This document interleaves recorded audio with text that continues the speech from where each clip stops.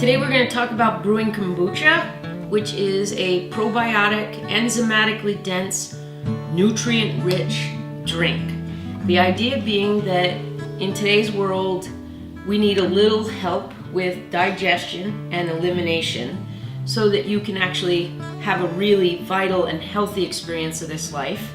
And sometimes it helps to have things that we add in on top of making the choice to eat nutrient-dense foods. So, essentially I'm gonna try to warn you off things that don't rot, like Twinkies, Ho-Hos, and sorry McDonald's foods.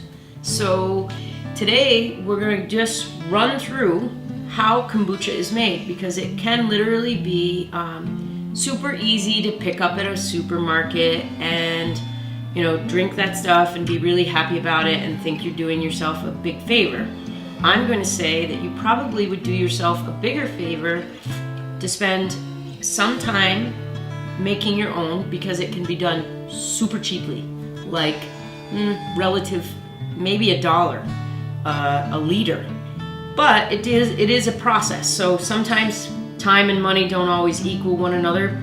But I want to show you, so if you have a little bit of time and you don't want to spend a ton of money on kombucha, then you don't have to. So the first thing you need is water. Water straight out of your tap should be fine. Again, we will discuss at some point water quality and whether or not you should be paying tons of money for bottled water and what company and blah, blah, blah, blah, blah, blah, blah. But let's assume you just want to make kombucha and you're going to run the water right out of your tap. Your ratio of sugar to water for the brew, and don't get freaked out here, is 1 cup of white sugar to 3 liters of water. And so I use a 15-liter stock pot to make my kombucha. So I will have in here 5 cups of sugar.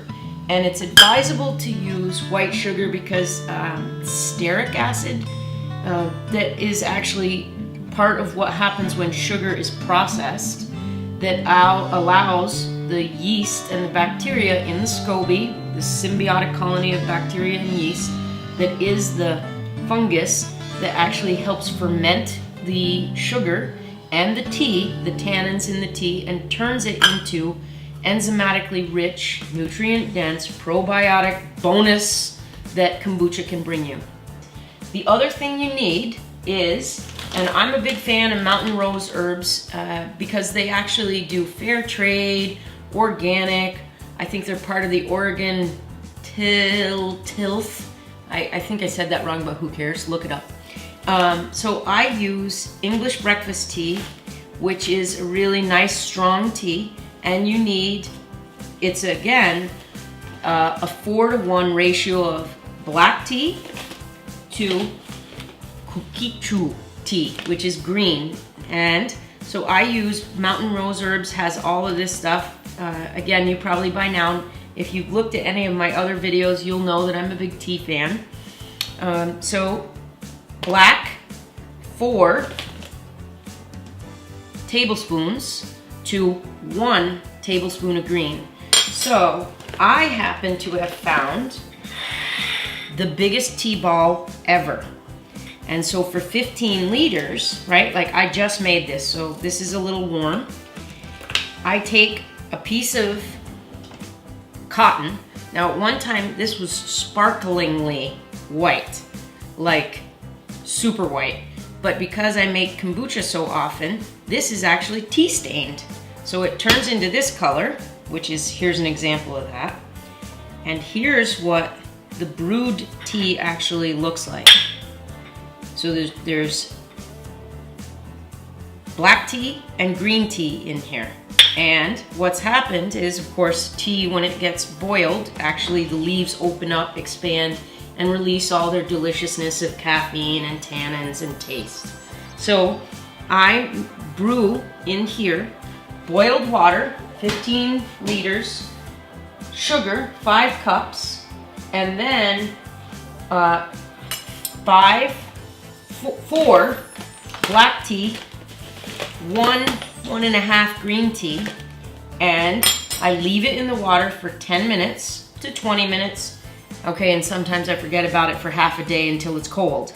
But either way, you brew until you have actually used up all the tea in here.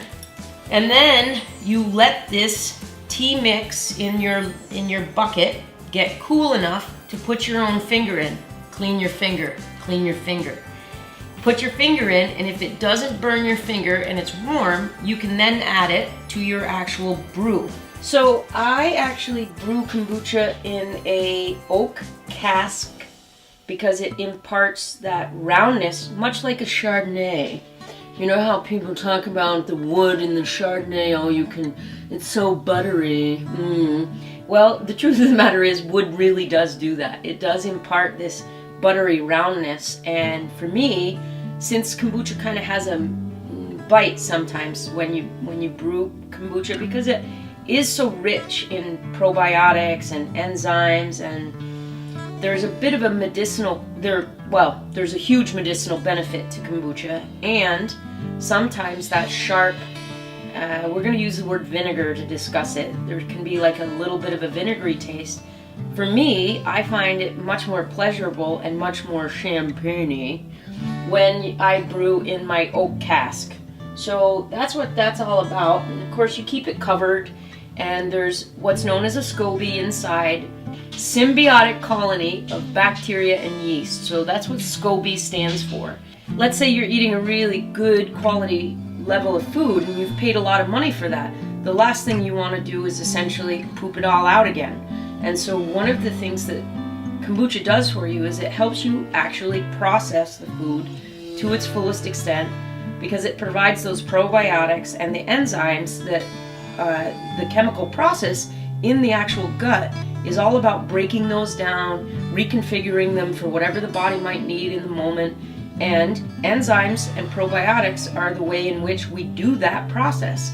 And so sometimes, because of our diet in today's world and the lack of nutrient value in the soil, you need a little help. And one of the things that can help you is fermented products like kombucha, old school sauerkraut, old school sour cream, right? You're getting the idea that these things are soured because they have actually fermented, and there's all these colonies of bacteria and yeast that are supposed to be a part of our lives and are actually really conducive to your greater health. Kombucha is one of those things, and that's where I brew it. And then I put it in these bottles, which happen to be recycled.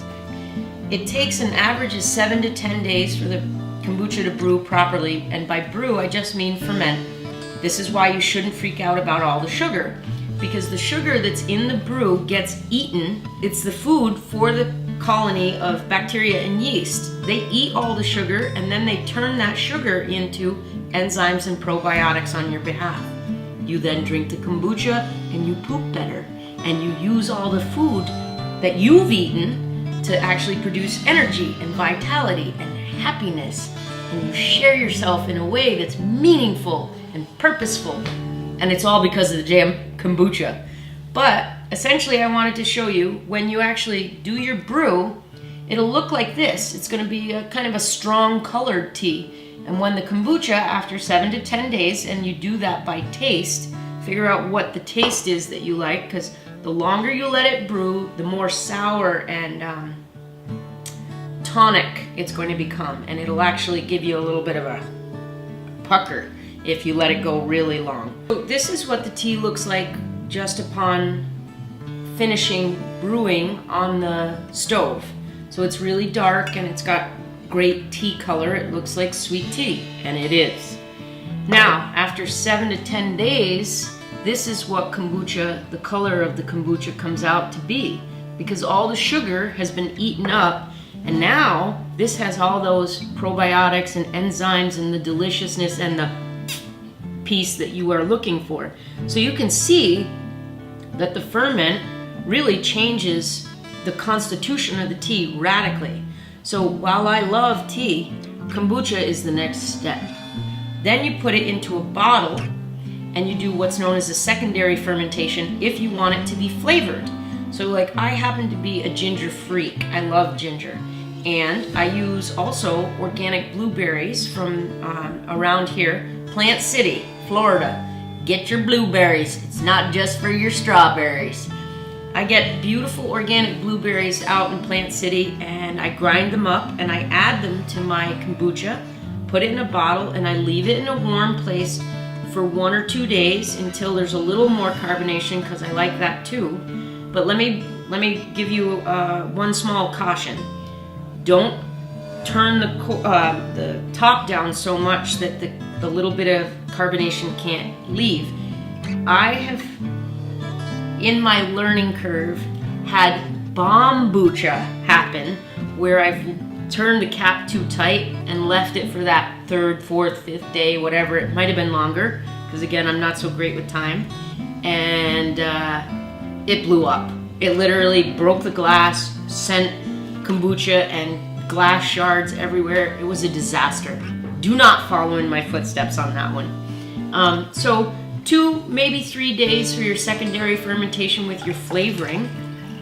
And you can try all sorts of things. There's great stuff out there. You can use chia seeds, blah, blah, blah, whatever makes you happy. Try it out and enjoy your brewing. And if you have any questions, don't hesitate to ask me. My email is Annette at Kodawari, Kodawari, yoga.com. Annette at kodawariyoga.com. Write me if you have any questions and enjoy your kombucha, however you're getting it. Thank you.